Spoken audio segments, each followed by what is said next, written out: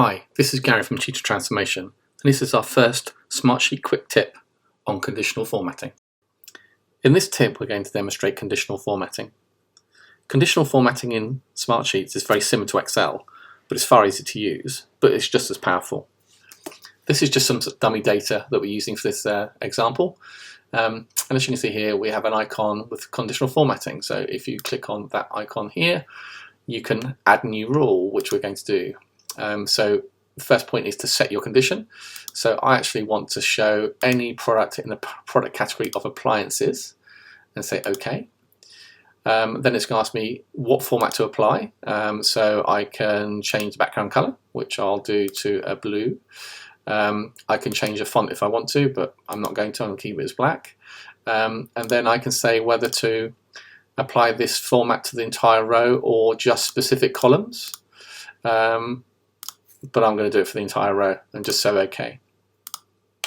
As you can see, it's highlighted every single appliances product that I have in my dummy data. But what you can also do is you can add an AND condition to this. So if you want to add an AND condition, and I can say I actually want to see the products in the appliance category, but only those with stock units that is less than 50 units. So OK. Okay, and as you can see, it's highlighted only the products in the category of appliances with less than 50 units. You see we've got some appliances down here greater than 50 units. So there you go, conditional formatting, simple but very powerful and very easy to use.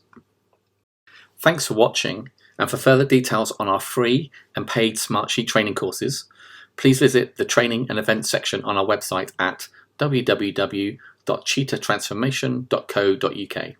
Alternatively, contact us directly on help@cheetahtransformation.co.uk to arrange a call to discuss your requirements further.